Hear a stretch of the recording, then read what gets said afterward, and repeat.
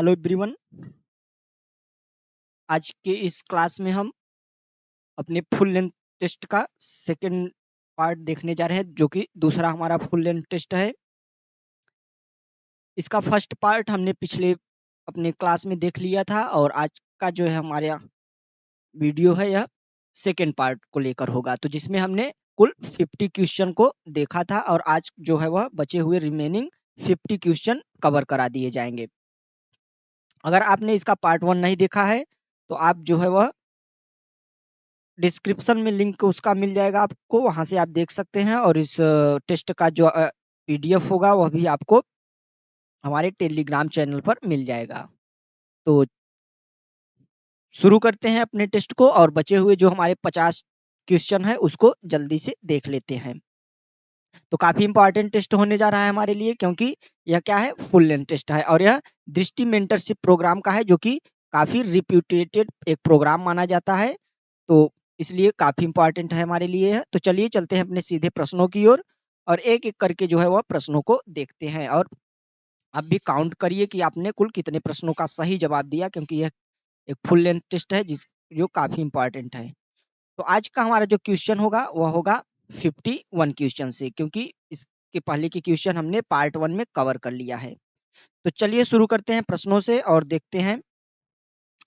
तो आज का हमारा पहला प्रश्न है, dedicated fund corridor corporation of India limited, dedicated fund corridor corporation of India limited के संदर्भ में निम्नलिखित कथनों पर विचार कीजिए। पहला कथन है, यह वित्त मंत्रालय के अधीन एक सार्वजनिक क्षेत्र की इकाई है। क्या है, यह वित्त मंत्रालय के अधीन एक सार्वजनिक क्षेत्र की इकाई है। सेकेंड स्टेटमेंट है, यह पूर्वी और पश्चिमी समर्पित माल गलियारों के विकास के साथ साथ संचालन के लिए भी जिम्मेदार है। तो इस प्रश्न का हमारा सही जवाब होगा ऑप्शन ए। पहला इसमें स्टेटमेंट सही है, जबकि दूसरा स्टेटमेंट जो है वह गलत है। नेक्स्ट क्वेश्चन देखते हैं। दूसरा क्वेश्चन है, नेशनल कॉमन मोबिलिटी कार्ड के संदर्भ में निम्नलिखित कथनों पर विचार कीजिए। पहला स्टेटमेंट है, इसमें किराए से लेकर टोल और पार्किंग शुल्क तक सभी यात्रा शुल्क शामिल है। नेक्स्ट स्टेटमेंट है, इसे सड़क परिवहन और संचार मंत्रालय द्वारा लॉन्च किया गया था।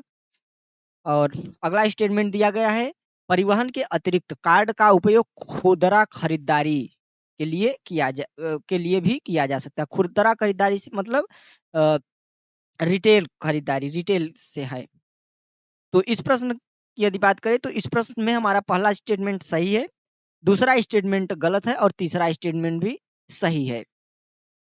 तो यदि हम बात करें तो इसका जो नोडल मंत्रालय है तो वह भारत सरकार का जो आवासन और शहरी कार्य मंत्रालय है उसने इसको लॉन्च किया था, एनसीएमसी को।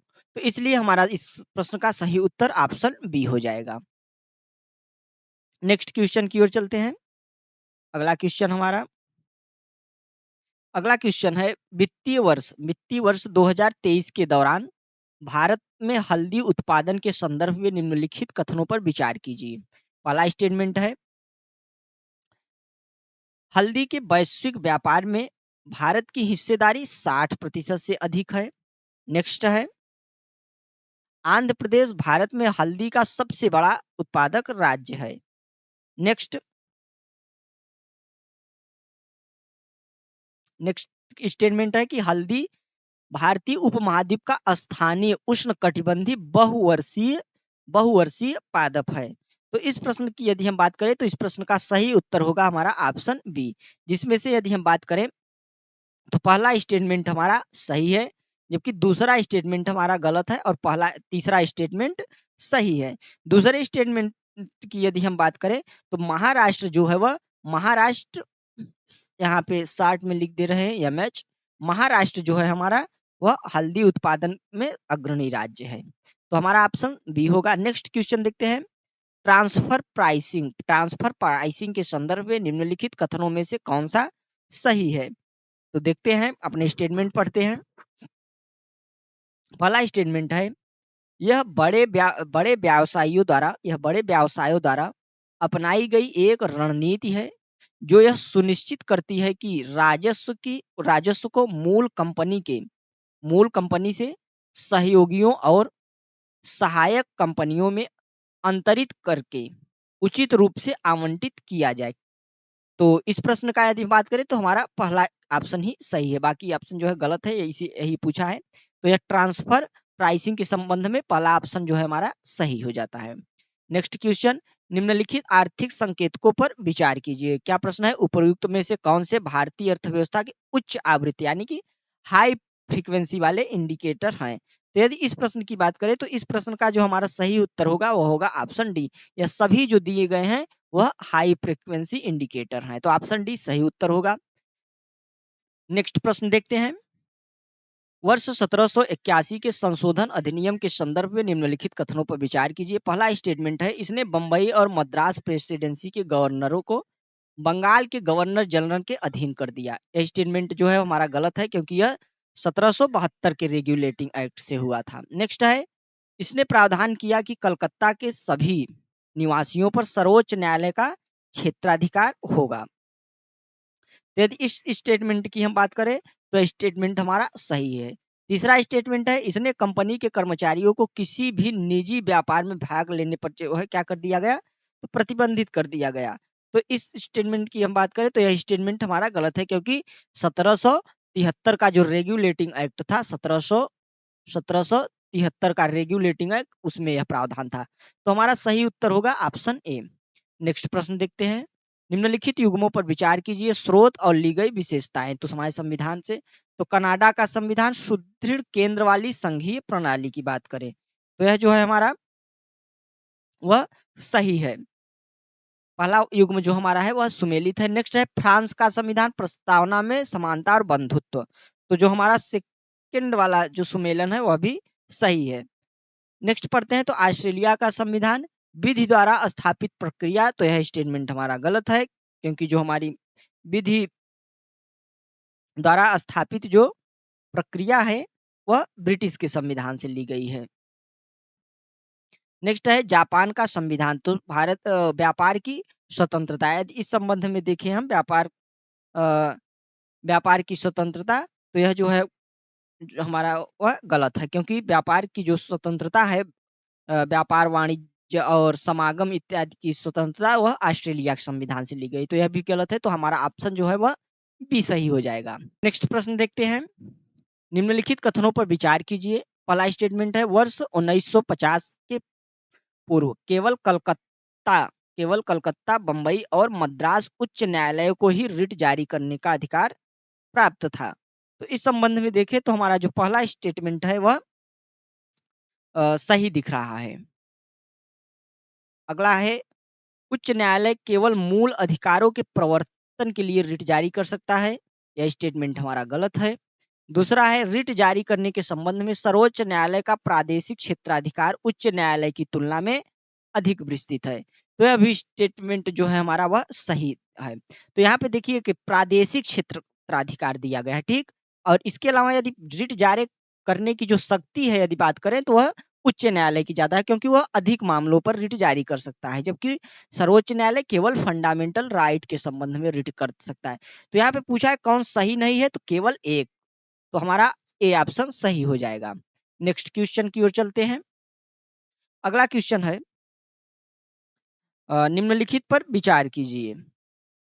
पहला है, क्या प्रश्न है उसको देख लेते हैं। तो उपयुक्त उपबंधों में से कितने संसद के दोनों सदनों द्वारा साधारण बहुमत से जो है वह संशोधित किए जाते हैं। तो संसद की गणपूर्ति सही है, राजभाषा का प्रयोग यह भी सही है, निर्वाचन क्षेत्र का परिसीमन यह भी सही है, और संसद में प्रक्रिया नियम तो यह भी सही है। तो हमारा इस प्रश्न का सही ऑप्शन डी हो जाएगा। नेक्स्ट प्रश्न देखते हैं। अगला प्रश्न है, राष्ट्रीय आपातकाल के संदर्भ में निम्नलिखित कथनों पर विचार कीजिए। पहला स्टेटमेंट है, आपातकाल को इसकी उद्घोषणा जारी होने की तिथि के 15 दिन के भीतर संसद के दोनों सदनों द्वारा जो है वह अनुमोदित होना चाहिए। तो यह स्टेटमेंट हमारा गलत है। राष्ट्रीय आपातकाल के संबंध में यह अवधि जो है वह क्या है, 1 महीने है, 1 महीने के अंदर। नेक्स्ट है, यदि संसद के दोनों सदनों द्वारा अनुमोदित कर दिया जाता है तो आपातकाल 6 महीने तक जारी रह सकता है। प्रत्येक 6 महीने पर संसद के अनुमोदन से इसे अधिकतम 1 वर्ष तक बढ़ाया जा सकता है। यदि इस प्रश्न की बात करें तो यह गलत है। अधिकतम जो है वह कितनी बार भी बढ़ाया जा सकता है, बाकी तो सही है लेकिन यही गलत है। तो इस प्रश्न का ऑप्शन हमारा डी हो जाएगा, न तो एक न ही दो। नेक्स्ट प्रश्न की ओर चलते हैं। अगला प्रश्न है, रिट के प्रकार के संदर्भ में निम्नलिखित कथनों पर विचार कीजिए। परमादेश रिट भारत के राष्ट्रपति या राज्य के राज्यपाल के विरुद्ध जारी नहीं की जा सकती है। ठीक। नेक्स्ट प्रश्न, प्रतिषेध संबंधी रिट केवल न्यायिक और अर्ध न्यायिक प्राधिकारियों के विरुद्ध ही जारी की जा सकती है। नेक्स्ट स्टेटमेंट, मंत्रित्व कार्यकाल या निजी कार्यालय, मंत्रित्व कार्यालय और निजी कार्यालय के संदर्भ में अधिकार परीक्षा रिट जारी नहीं की जा सकती है। तो इस संबंध में देखिए तो पूछा गया है कौन सा सही नहीं है, तो इसमें तीनों सही है, तो हमारा सही ऑप्शन क्या होगा, ऑप्शन डी। तो चलते हैं नेक्स्ट प्रश्न की ओर स्टूडेंट्स। तो अगला प्रश्न है हमारा, युग्मों पर विचार करना है। केंद्र शासित प्रदेश और संबंध संविधान संशोधन अधिनियम दिया गया है। तो देखते हैं, पहला है दादर और नागर हवेली। दादर और नागर हवेली, दादर और नागर हवेली की बात करें तो यहाँ पे 14वां संविधान संशोधन दिया गया है, जबकि यह गलत है। यह कौन सा था, इसको गलत मार्क कर देते हैं, यह था 10वां। यहाँ पे लिख देते हैं, यह था 10वां। 10वां कब किया गया था, वह किया गया था 1961 में स्टूडेंट्स। नेक्स्ट है दमन और दीव। दमन और दीव की यदि हम बात करें तो दमन और दीव जो है वह 12वां संविधान संशोधन अधिनियम, 12वां संविधान संशोधन अधिनियम 62 में 1962 में किया गया था। एकदम सही सुमेलन है। नेक्स्ट है पुडुचेरी। पुडुचेरी की यदि हम बात करें तो यह 10वां संविधान संशोधन यहाँ पे दिया गया है, जबकि यह क्या है, गलत है। तो पुडुचेरी जो है वह कब किया गया था, तो यह 14वें संविधान संशोधन अधिनियम से, तो यह गलत है। तो इसमें केवल एक ऑप्शन जो है हमारा सही हो जाएगा। नेक्स्ट क्वेश्चन देखते हैं, उपराष्ट्रपति के संदर्भ में निम्नलिखित कथनों पर विचार कीजिए। उपराष्ट्रपति के संदर्भ में प्रश्न है, तो उसे लोकसभा के सभी तत्कालीन सदस्यों के बहुमत से पारित और राज्यसभा द्वारा सहमत प्रस्ताव से हटाया जा सकता है। इस प्रश्न की यदि बात करें तो पहला स्टेटमेंट हमारा गलत हो जाता है, क्योंकि यह जो है वह राज्यसभा में प्रक्रिया शुरू हो सकती है इसके हटाने की, लोकसभा में नहीं। नेक्स्ट है, वह कार्यवाहक राष्ट्रपति के रूप में अधिकतम 3 माह की अवधि तक कार्य कर सकता है। कितने माह की अवधि तक, अधिकतम 3 माह की अवधि तक। तो यह क्या है, यह जो हमारा स्टेटमेंट है वह गलत है। अधिकतम कितने माह तक, तो अधिकतम 6 माह तक, अधिकतम जो है वो 6 माह तक। नेक्स्ट स्टेटमेंट पढ़ते हैं, कार्यवाहक राष्ट्रपति के रूप में कार्य करने के दौरान उपराष्ट्रपति राज्यसभा के सभापति के रूप में भी कार्य करता है। यह भी स्टेटमेंट हमारा गलत है। तो कौन सा सही पूछा गया है, तो इसमें से जो है वह कोई नहीं सही है। तो हमारे प्रश्न का सही जवाब यदि कोई होगा तो होगा ऑप्शन नंबर डी। नेक्स्ट प्रश्न की ओर चलते हैं, राज्यसभा के संदर्भ में निम्नलिखित कथनों पर विचार कीजिए। पहला स्टेटमेंट है, यह क्या है, अस्थाई संस्था है और इसका विघटन नहीं हो सकता है। नेक्स्ट है, इसका विघटन नहीं हो सकता है, यह स्टेटमेंट सही है। नेक्स्ट है, सेवानिवृत्त होने वाले सदस्य कितनी बार भी चुनाव लड़ सकते हैं और नामित तो हो सकते हैं, तो यह भी जो है वह सही हमारा ऑप्शन है। नेक्स्ट है, संविधान ने राज्यसभा के सदस्यों के लिए पदावधि निर्धारित नहीं की है, तो यह भी हमारा जो ऑप्शन है वह सही है। तो इस संबंध में हमारा ऑप्शन सी सही हो जाएगा। नेक्स्ट प्रश्न की ओर चलते हैं। अब अगला प्रश्न है, विधेयक के व्यवगत होने के यानी कि लैप्स होने के संबंध में निम्नलिखित कथनों पर विचार कीजिए। पहला स्टेटमेंट है, लोकसभा द्वारा पारित लेकिन राज्यसभा में लंबित कोई विधेयक व्यवगत हो जाता है यानी कि लैप्स हो जाता है। तो यदि इसका स्टेटमेंट की बात करें तो स्टेटमेंट हमारा सही है। नेक्स्ट है, राज्यसभा में लंबित लेकिन लोकसभा द्वारा पारित नहीं किया गया कोई विधेयक व्यवगत नहीं होता है, तो यह जो हमारा स्टेटमेंट है यह भी सही है। नेक्स्ट है, कोई विधेयक दोनों सदनों द्वारा पारित किया गया हो लेकिन राष्ट्रपति की सहमति के लिए विचाराधीन रहने पर वह समाप्त नहीं होता है, तो तीसरा स्टेटमेंट भी हमारा सही है। नेक्स्ट स्टेटमेंट देखते हैं। तो अगला स्टेटमेंट है, दोनों सदनों द्वारा पारित लेकिन राष्ट्रपति द्वारा दोनों सदनों में पुनर्विचार के लिए भेजा गया विधेयक व्यपगत नहीं होता है, तो यह स्टेटमेंट भी हमारा सही है। यह स्टेटमेंट भी जो है वो हमारा सही हो जाता है। तो इस संबंध में यदि हम देखें तो हमारा जो है वह ऑप्शन डी सही होता है। ऑप्शन डी जो है वह सभी 4 वह सही हो जाएगा। अगले प्रश्न की ओर चलते हैं। अगला प्रश्न है प्रधानमंत्री किसान सम्मान निधि योजना पीएम किसान जिसे कहा जाता है के संबंध में निम्नलिखित कथन पर विचार कीजिए।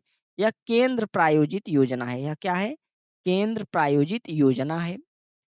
नेक्स्ट है तो केंद्र प्रायोजित की यदि हम बात कर दिया केंद्र प्रायोजित तो यह एक केंद्र प्रायोजित न होकर यह केंद्र क्षेत्र की योजना है। योजनाएं 2 प्रकार की होती हैं, सेंट्रल सेक्टर स्कीम और सेंट्रल स्पॉन्सर्ड स्कीम। ठीक, तो सेंट्रल सेक्टर स्कीम यह है। ठीक, तो इसलिए हमारा जो पहला स्टेटमेंट है वह गलत हो जाता है। नेक्स्ट स्टेटमेंट देखते हैं तो समग्र देश में कृषक परिवारों के बैंक खातों में प्रतिवर्ष 6,000 रुपए का वित्तीय लाभ 3 समान किस्तों में जो है वह अंतरित किया जाता है। तो 6,000 रुपए साल भर में दिया जाता है। तो यह स्टेटमेंट हमारा सही है। नेक्स्ट स्टेटमेंट है कि पीएम किसान मोबाइल ऐप को कृषि और किसान कल्याण मंत्रालय के सहयोग से राष्ट्रीय सूचना विज्ञान केंद्र द्वारा विकसित और डिजाइन किया गया था। यह स्टेटमेंट हमारा गलत है। तो हमारा ऑप्शन सिर्फ डी हो जाएगा, केवल 2। अगले प्रश्न की ओर चलते हैं स्टूडेंट। अगला प्रश्न है वैभव फेलोशिप कार्यक्रम पहल। वैभव फेलोशिप कार्यक्रम पहल तो क्या है? यह किसके द्वारा जो है वह लॉन्च की गई थी? यदि इस प्रश्न की बात करें तो वैभव फेलोशिप कार्यक्रम जो है वह विज्ञान और प्रौद्योगिकी मंत्रालय द्वारा की गई थी। विज्ञान और प्रौद्योगिकी मंत्रालय। तो ऑप्शन ए हमारा जो है वह सही हो जाएगा। अगले प्रश्न की ओर चलते हैं। अगला प्रश्न है अपार के संबंध में निम्नलिखित कथनों पर विचार कीजिए। यह राष्ट्रीय शिक्षा नीति 2020 के अनुरूप आरंभ की गई पहल की एक विशेष प्रणाली है। पहल की एक विशेष प्रणाली है। नेक्स्ट स्टेटमेंट देखते हैं। इसका उद्देश्य प्रत्येक छात्र को अद्वितीय और अस्थायी 12 अंकी आईडी प्रदान कर समग्र भारत में छात्रों के लिए एक एकीकृत एवं सुलभ शैक्षणिक अनुभव प्रदान करना है। सुलभ शैक्षणिक अनुभव प्रदान करना है। तो इस प्रश्न का यह दोनों स्टेटमेंट सही है। तो ऑप्शन सी हमारा सही हो जाएगा। अगले प्रश्न की ओर चलते हैं। प्रस्तावना के संदर्भ में निम्नलिखित कथनों पर विचार कीजिए। तो प्रस्तावना के संबंध में प्रश्न है। पहला स्टेटमेंट दिया गया है संयुक्त राज्य अमेरिका के संविधान की प्रस्तावना से ली गई है। बिल्कुल सही है। नेक्स्ट है N.A. पालकीवाला ने प्रस्तावना को संविधान के परिचय पत्र की संज्ञा दी थी। बिल्कुल सत्य स्टेटमेंट है। अगला स्टेटमेंट की प्रस्तावना भारत को एक संपूर्ण प्रभुत्व संपन्न समाजवादी पंथनिरपेक्ष लोकतांत्रिक गणराज्य घोषित करती है। बिल्कुल सही स्टेटमेंट है। तो सभी स्टेटमेंट हमारे सही हो जाते हैं। तो ऑप्शन सी इस प्रश्न का सही जवाब होगा। अगले प्रश्न की ओर चलते हैं स्टूडेंट्स। अगला प्रश्न है भारतीय मानक ब्यूरो BIS के संदर्भ में निम्नलिखित कथनों पर विचार कीजिए। पहला है यह उपभोक्ता मामले खाद्य और सार्वजनिक वितरण मंत्रालय के नियामक नियंत्रण के अधीन कार्यरत एक क्या है? गैर सांविधिक निकाय है। ठीक, यह स्टेटमेंट हमारा जो है क्या है? यह स्टेटमेंट हमारा गलत है क्योंकि यह जो है यदि इसकी हम बात करें तो यह गैर सांविधिक पहले तो यहाँ पे दिया गया है। तो यह गैर सांविधिक नहीं है जबकि यह भारतीय standard bureau of Indian standard act 2016 के द्वारा जो है इसे स्थापित किया गया था। और इसका जो मंत्रालय है वह उपभोक्ता मामले खाद्य और सार्वजनिक वितरण मंत्रालय ही है। लेकिन यह जो है एक गैर सांविधिक निकाय नहीं है। तो स्टेटमेंट गलत हो जाता है। अगला स्टेटमेंट है कि पर्यावरण और जैविक कृषि वाले उत्पादों के लिए क्रमशः इको मार्क और India organic certificate mark BSI द्वारा जारी किए जाते हैं। तो यह स्टेटमेंट भी जो है हमारा गलत है। यह स्टेटमेंट जो है हमारा गलत है। तो इसको भी गलत मार्क करते हैं और ऑप्शन डी हमारा सही हो जाएगा। स्टूडेंट थोड़ा सा इको मार्क के बारे में पढ़िएगा क्योंकि इस प्रकार के प्रश्न यूपीएससी के फेवरेट होते हैं। एक्सप्लेनेशन में इको मार्क आप जरूर पढ़िएगा। तो टाइम कम होने की वजह से हम जल्दी जल्दी थोड़ा इसको करवा रहे हैं। तो आप जो है एक्सप्लेनेशन में देख लीजिएगा। चलते हैं नेक्स्ट प्रश्न की ओर। अगला प्रश्न है निम्नलिखित में से कौन सा कथन होलोबायंट पद को जो है वह सर्वोत्तम रूप से परिभाषित करता है। होलोबायंट को सर्वोत्तम रूप से परिभाषित करता है। यदि ये बात करें तो इस प्रश्न का जो हमारा सही उत्तर होगा ऑप्शन सी। क्या है? यह उन प्रजातियों के लिए प्रयुक्त पद है जो रोगाणु के साथ सहजीवी, परजीवी, सहोपकारी और सहभोजी संबंध स्थापित करते हैं। तो सही ऑप्शन जो है हमारा ऑप्शन सी हो जाएगा। अगले प्रश्न की ओर चलते हैं। तो एंटीमैटर के संदर्भ में निम्नलिखित कथनों पर विचार कीजिए।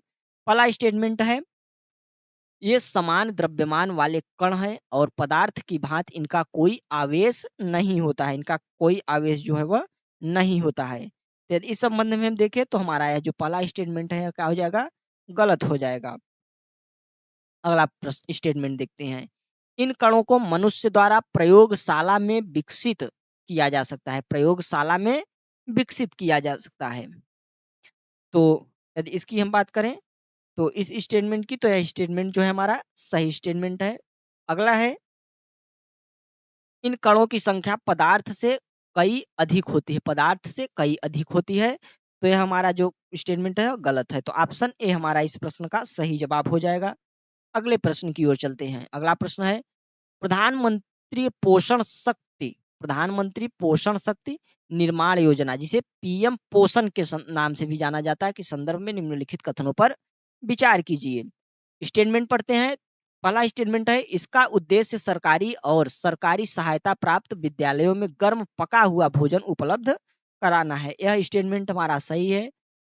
इसके कार्यान्वयन का कार्यभार जो है वह शिक्षा मंत्रालय पर है। इसके कार्यान्वयन का जो कार्यभार है वह शिक्षा मंत्रालय पर है। यह भी बिल्कुल सही स्टेटमेंट है। अगला है कि यह निश्चित प्रोटीन और कैलोरी सेवन के साथ साथ प्राथमिक और उच्च प्राथमिक कक्षाओं पर भी केंद्रित है। तो यह भी स्टेटमेंट हमारा सही है। तो ऑप्शन सी हमारा सही हो जाएगा। अगले प्रश्न की ओर चलते हैं। अगला प्रश्न है, भारत में कदन्न के संदर्भ में निम्नलिखित पर विचार कीजिए। कदन्न के संदर्भ में निम्नलिखित प्रश्न पर विचार कीजिए। पहला स्टेटमेंट है, इसमें गेहूं और धान के पौधों की तुलना में CO2 को कार्बोहाइड्रेट में परिवर्तित करने की प्रकाश संश्लेषण की दक्षता जो है वह क्या होती है? कम होती है। नेक्स्ट देखते हैं। यदि इस प्रश्न की इस स्टेटमेंट को यदि हम देखें तो यह स्टेटमेंट हमारा क्या है? यह स्टेटमेंट हमारा गलत हो जाता है। सेकेंड स्टेटमेंट पढ़ते हैं। अगला स्टेटमेंट है हमारा,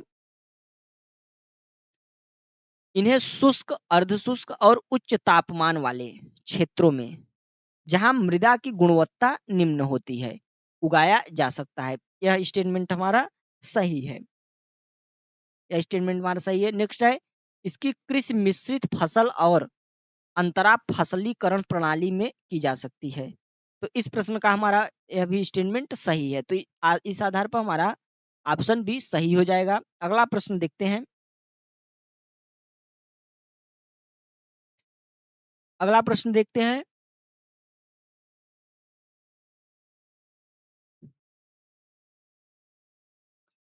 तो वायसराय हैं और उनसे जो है वह संबंधित जो कुछ भी उनके कार्यकाल में हुआ था तो वह दिया गया है यहाँ पे। तो देखते हैं। तो पहला है लॉर्ड विलिंगटन के संबंध में क्या दिया गया है? तो तीसरा गोलमेज सम्मेलन, बिल्कुल सही है, लॉर्ड विलिंगटन। तो यह जो युग्म है हमारा सही हो जाता है। अगले युग्म को देखते हैं हम। तो अगला है लॉर्ड चेम्सफोर्ड जलियांवाला बाग, यहाँ पे दिया गया है जलियांवाला बाग। तो लॉर्ड चेम्सफोर्ड जलियांवाला बाग बिल्कुल सही सुमेलन है। नेक्स्ट है लॉर्ड मेयो राजकीय रेलवे की शुरुआत। लॉर्ड मेयो राजकीय रेलवे की शुरुआत, तो यह भी जो है वह सही स्टेटमेंट है। Next question, Lord reading Kerala का मोपला विद्रोह, केरल का जो है वह मोपला विद्रोह, तो यह भी हमारा सही है। तो इस आधार पर हमारा ऑप्शन डी सही हो जाएगा। अगला प्रश्न, शैलीय दृश्यांश के संदर्भ में निम्नलिखित कथनों पर विचार कीजिए। नेक्स्ट है हमारा पहला स्टेटमेंट है, ये पठार पर स्थित वे क्षेत्र हैं जहां वनस्पति और जीव जंतु दोनों ही प्रतिकूल मौसमी स्थितियों में भी जीवित रहते हैं। प्रतिकूल मौसमी स्थितियों में भी जीवित रहते हैं। नेक्स्ट है, कास पठार और शैली दृश्यांश के लिए जाना जाता है। कास पठार जो है वह शैली दृश्यांश के लिए जाना जाता है। तो इस संबंध में यदि हम देखें तो हमारे जो दोनों स्टेटमेंट है वह सही है और हमारा सही उत्तर होगा ऑप्शन सी। अगले प्रश्न की ओर चलते हैं। अगला प्रश्न है पाक्षाब मेघों के संदर्भ में निम्नलिखित कथनों पर विचार कीजिए। तो पाक्षाब मेघों के संदर्भ में प्रश्न है, देखते हैं।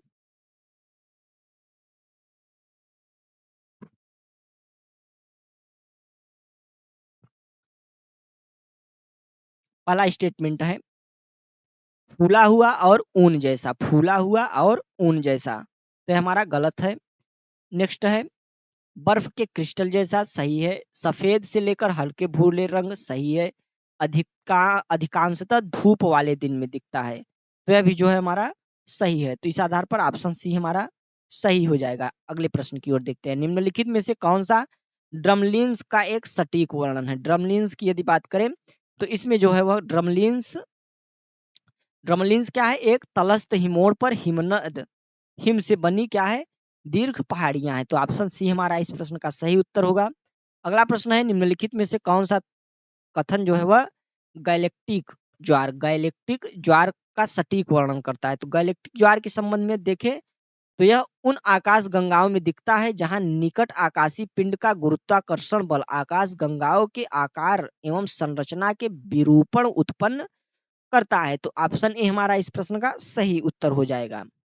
अगले प्रश्न को देखते हैं। उत्तरी अमेरिकी नदियों के संदर्भ में निम्नलिखित कथनों पर विचार कीजिए। पहला है रियो ग्रांडी नदी संयुक्त राज्य अमेरिका और मैक्सिको की सीमा का हिस्सा है।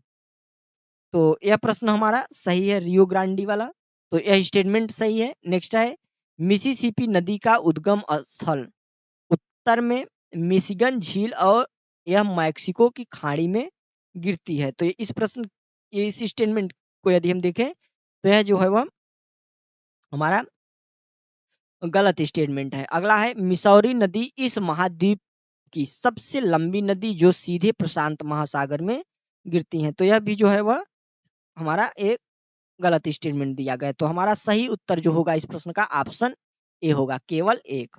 अगले प्रश्न की ओर चलते हैं। अगला प्रश्न देखते हैं। निम्नलिखित स्थानीय पवनों पर विचार करना है। तो सिम्यूम, बोरा और फान, तो क्या है? कौन सी पवने जो है उष्म और शुष्क प्रकृति की हैं? उष्म और शुष्क प्रकृति की हैं। तो इस संबंध में हमारा जो पहला है यहाँ पे, जो पहला सिमूम और तीसरा फान, यह जो है वह शुष्क और उष्म प्रवृत्ति की है। तो हमारा ऑप्शन डी सही हो जाएगा। अगले प्रश्न की ओर चलते हैं। अगला प्रश्न है निम्नलिखित में से कौन सा कथन भौतिक भूगोल के संदर्भ में कार्डिलेरा शब्द को सटीक रूप से परिभाषित करता है? कार्डिलेरा शब्द को सटीक रूप से परिभाषित करता है। तो इस संबंध में यदि हम देखें तो हमारा सही उत्तर इस प्रश्न का होगा, वह होगा ऑप्शन सी, पर्वत श्रृंखलाओं की एक प्रणाली जो अक्सर कई समांतर श्रृंखलाओं में बनी होती है। नेक्स्ट प्रश्न देखते हैं। इस मृदा का निर्माण तब होता है जब पत्तियों और कार्बनिक पदार्थ धीमी गति से सूक्ष्म जीवी क्षय दर के कारण विशेषकर अत्यधिक आर्द्र क्षेत्र में निक्षेपित होने की तुलना में धीमी गति से विघटित होते हैं। यह केवल अच्छी तरह से शुष्क होने पर ही लाभदायी होते हैं, लेकिन ये सड़कों के निर्माण या इमारतों की नींव बनाने के प्रयोग करने हेतु उपयुक्त नहीं होते हैं। यह मृदा समशीतोष्ण तथा तराई क्षेत्र में उष्ण कटिबंधीय क्षेत्रों में पाई जाती है। तो उपयुक्त में से जो परिच्छेद दिया गया है तो कृषि मृदा के बारे में चर्चा है, तो यह प्रश्न है। तो इस प्रश्न का यदि हम सही उत्तर देखें तो होगा हमारा कौन सा? हिस्टोसॉल। जो हिस्टोसॉल प्रकार की मृदा होती है उसकी विशेषता उपरोक्त परिच्छेद में पैसेज में दी गई है। तो सी ऑप्शन हमारा करेक्ट होगा। अगले प्रश्न की ओर चलते हैं। अगला प्रश्न है बबूल, कोसकोस, खैर, खजूरी, खेजड़ी किस प्रकार के वन हैं? तो यह जो क्या है वह कांटेदार वन है। नेक्स्ट प्रश्न देखते हैं। अगला प्रश्न, वायुमंडलीय परतों के संदर्भ में निम्नलिखित कथन पर विचार कीजिए। मौसम की लगभग सभी घटनाएं क्षोभ मंडल में गठित होती हैं, बिल्कुल सही है। अगला देखते हैं, जेट धारा ध्रुवीय समताप मंडल मेघ का विस्तार समताप मंडल तक होता है, यह भी स्टेटमेंट हमारा सही स्टेटमेंट है। अगला है, रात्रिकालीन मेघ के निर्माण और उल्काओं के दहन की प्रक्रिया मध्य मंडल में होती है, यह भी स्टेटमेंट सही है। तो इस आधार पर हमारा सही उत्तर जो है वह ऑप्शन सी हो जाता है। चलते हैं अगले प्रश्न की ओर। अगला प्रश्न है, भारतीय निर्वाचन आयोग के संदर्भ में निम्नलिखित कथनों पर विचार कीजिए। पहला स्टेटमेंट, यह निकाय भारत में लोकसभा, राज्य विधानसभा और नगर पालिकाओं के चुनाव का प्रबंधन करता है, बिल्कुल गलत उत्तर है। नेक्स्ट स्टेटमेंट, यह मुख्य चुनाव आयुक्त का कार्यकाल 6 वर्ष का होता है। मुख्य चुनाव आयुक्त का कार्यकाल जो है वह कितने वर्ष का, 6 वर्ष का होता है। तो 6 वर्ष या 65 वर्ष होता है, तो यह सही है। नेक्स्ट है, चुनाव आयुक्तों को केवल मुख्य निर्वाचन आयुक्त की सिफारिश पर ही हटाया जा सकता है, यह भी स्टेटमेंट हमारा सही है। तो ऑप्शन बी हमारा सही हो जाएगा। अगले प्रश्न की ओर चलते हैं। संसदीय विशेषाधिकार के संबंध में निम्नलिखित कथनों पर विचार कीजिए। पहला स्टेटमेंट है, ये विशेषाधिकार भारतीय संविधान के अनुच्छेद 105 में परिभाषित है, यह सही स्टेटमेंट है। अगला है, इन विशेषाधिकारों के तहत संसद सदस्यों को किसी भी नागरिक और आपराधिक दायित्व से छूट प्रदान की गई है। तो यदि किसी भी नागरिक और आपराधिक है तो यह हमारा गलत स्टेटमेंट है। तो ऑप्शन इस प्रश्न का जो है हमारा सही हो जाएगा, केवल एक। अगले प्रश्न की ओर चलते हैं। अधिकरणों के संवैधानिक प्रावधान के संदर्भ में निम्नलिखित कथन पर विचार कीजिए। पहला है, अनुच्छेद 323 प्रशासनिक अधिकरणों से संबंधित है जिन्हें संसद और राज्य विधानमंडल दोनों द्वारा स्थापित किया जा सकता है। तो यदि इस स्टेटमेंट की हम बात करें तो हमारा यह जो पहला स्टेटमेंट है वह गलत है। दूसरा स्टेटमेंट, अनुच्छेद 323 भी भूमि सुधार विवादों से संबंधित अधिकरण है, इसकी स्थापना केवल संसद द्वारा की जा सकती है, तो यह भी गलत है। तो ऑप्शन डी हमारा सही हो जाता है। चलते हैं नेक्स्ट प्रश्न की ओर। संघ और राज्य सरकार के अधिकारियों के पद एवं क्रम के अनुसार निम्नलिखित को व्यवस्थित कीजिए। पहला है, यदि देखें तो क्रम में देना है, तो यदि हम क्रम की बात करें तो क्रम में यदि देखें तो इन सब में लोकसभा अध्यक्ष, राज्यों के राज्यपाल और राज्यों के राज्यपाल जो होगा इन सब में सबसे ऊपर आएगा, जो है इन सब में सबसे ऊपर आएगा, तो पहले नंबर पर होगा। तो दूसरा कौन सा है, तो सी में सिर्फ है, तो यही सही हो जाएगा। दूसरे पर आएगा पूर्व राष्ट्रपति, फिर आएगा जो है लोकसभा अध्यक्ष, फिर आएगा भारत रत्न, और फिर आएगा क्या हमारा सर्वोच्च न्यायालय के न्यायाधीश। तो सी ऑप्शन हमारा सही हो जाता है। चलते हैं अगले प्रश्न की ओर। निम्नलिखित युग्मों पर विचार कीजिए। विषय और सूची, तो उच्च न्यायालय का गठन राज्य सूची का विषय है, बिल्कुल गलत है। मत्स्य पालन संघ सूची का विषय है, मत्स्य पालन जो है वह संघ सूची का जो है वह यहाँ पे दिया गया है, तो यह गलत है। औषधि और विष समवर्ती सूची, औषधि और विष, तो यह जो है हमारा सही है। तो इस आधार पर केवल एक हमारा सही हो जाएगा। अगला प्रश्न देखते हैं। एग्जिट पोल के संदर्भ में निम्नलिखित कथनों पर विचार करना है। तो 1957 में दूसरे लोकसभा चुनाव के दौरान Indian institute of public opinion द्वारा पहली बार एग्जिट पोल जो है वह आयोजित किया गया था, तो सही स्टेटमेंट है। एग्जिट पोल के उपयोग को विनियमित करने के लिए निर्वाचन आयोग जिम्मेदार है, यह भी सही है। अगला है, मतदान अवधि के दौरान यह मतदान के दिन एग्जिट पोल आयोजित नहीं किया जा सकता, तो यह भी सही है। तो इस आधार पर हमारा ऑप्शन जो है वह ऑप्शन सी सही हो जाएगा। तीनों सही है ना। चलते हैं नेक्स्ट प्रश्न की ओर। अगला प्रश्न है, शिवाजी के प्रशासन के संदर्भ में सर ए नौबत का प्रयोग किसके लिए जो है वह किया गया? सर ए नौबत का प्रयोग किसके लिए किया गया था? तो यदि इस संबंध में हम देखें तो हमारा सही उत्तर होगा सैन्य कमांडर, ऑप्शन बी। अगला प्रश्न, उन्होंने वेदों के अधिकार को स्वीकार किया, जातिगत भेदभाव तथा पवित्र नदियों में स्नान जैसे अनुष्ठानों की निंदा की और महिलाओं सहित सभी मनुष्यों की समानता को बढ़ावा दिया। धर्म के बारे में उनकी अवधारणा अत्यधिक व्यावहारिक और नैतिक थी। उन्होंने मूर्ति पूजा का खंडन किया।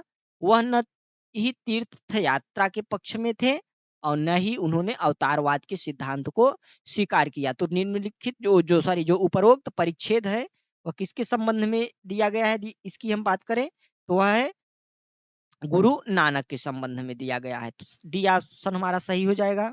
अगला प्रश्न देखते हैं। अगला प्रश्न है, निम्नलिखित में से कौन सा नाटक हर्षवर्धन द्वारा नहीं लिखा गया है? तो जो उत्तर रामचरितम है वह हर्षवर्धन द्वारा नहीं लिखा गया है। ऑप्शन डी हमारा करेक्ट आंसर होगा। अगला प्रश्न, निम्नलिखित मंदिरों पर विचार कीजिए। लक्ष्मण विश्वनाथ कंदरिया, तो कितने जो है वह चंदेल शासकों द्वारा जो है वह बनवाए गए थे? किसके द्वारा? चंदेल शासकों के द्वारा। तो यह जो तीनों है वह चंदेल शासकों के द्वारा बनवाए गए थे। अगला प्रश्न, दिल्ली सल्तनत के संदर्भ में निम्नलिखित युग्मों पर विचार करना है। तो विभाग और उनसे संबंधित जो है वह है। तो अमीर ए अखूर के संबंध में यदि हम देखें तो यहाँ क्या दिया है? उत्सव प्रमुख। तो यह गलत है, यह अस्तबल प्रमुख होता था। क्या होता था? अस्तबल प्रमुख। दूसरा, अमीर ए तुजुक जो है वह क्या था? उत्सव प्रमुख। तो यह उल्टा दे दिए गए हैं, इसका ये होगा और इसका ये होगा, इसको ध्यान दीजिएगा। और मुनहीन की यदि हम बात करें तो यहाँ पे क्या दिया गया? उप सहायक। लेकिन यह क्या था? होता था, यह होता था गुप्तचर। इसको ध्यान रखिएगा। तो इसमें से कोई नहीं, जो हमारा डी ऑप्शन सही हो जाएगा। अगला प्रश्न देखते हैं। प्रथम कर्नाटक युद्ध के संदर्भ में निम्नलिखित कथनों पर विचार कीजिए। यह यूरोप में हुए आंग्ल फ्रांसीसी युद्ध का विस्तार था। बिल्कुल सही स्टेटमेंट। यह वर्ष 1748 में समाप्त हुआ, जब ऑस्ट्रियाई उत्तराधिकार युद्ध की समाप्ति के लिए जो है वह एक्सला चैपेल की संधि हुई थी। तो यह भी सही है। तो हमारा ऑप्शन सी करेक्ट हो जाएगा। अगला प्रश्न देखते हैं। मॉन्टेग्यू चेम्सफोर्ड सुधार के संदर्भ में निम्नलिखित कथन पर विचार करना है। देखते हैं। पहला स्टेटमेंट दिया गया है, प्रांतीय सरकार के स्तर पर द्वैध से शासन लागू किया गया। सही है। महिलाओं को मतदान देने का अधिकार दिया गया था। सीमित मताधिकार दिया गया था महिलाओं को। विधि निर्माताओं को अपना मत रखने की स्वतंत्रता दी गई थी। तो यह भी जो है वो हमारा सही ऑप्शन है। तो इस आधार पर हमारा जो सही उत्तर होगा ऑप्शन सी होगा, मॉन्टेग्यू चेम्सफोर्ड सुधार। चलते हैं अगले प्रश्न की ओर। अगला प्रश्न है, सांप्रदायिक अधिनिर्णयन कम्युनल जो अकार्ड था उसके बारे में है। तो देखते हैं कि संदर्भ में निम्नलिखित कथन पर विचार कीजिए। पहला स्टेटमेंट दिया गया है, सांप्रदायिक अधिनिर्णयन लोथियन समिति के निष्कर्षों पर आधारित था। किसके? लोथियन समिति के निष्कर्षों पर आधारित था। अगला है, यह अधिनिर्णयन ने मुसलमानों और यूरोपीय लोगों के लिए अलग निर्वाचन क्षेत्र प्रदान किए। इस संबंध में यहाँ पे दिया गया है कौन सही नहीं है? तो दोनों सही है स्टूडेंट, तो इसलिए होगा ऑप्शन डी। अगला प्रश्न, आज इस टेस्ट का आखिरी प्रश्न, देसाई लियाकत योजना के संदर्भ में निम्नलिखित प्रश्नों पर विचार कीजिए। पहला स्टेटमेंट है, इसमें अल्पसंख्यकों के लिए 10% आरक्षित सीटों को जो है वह सीटें प्रस्तावित की गई थी। 10% सीटें। तो यह जो हमारा स्टेटमेंट है वह गलत है। 10% नहीं की गई थी, कितनी की गई थी? 20%।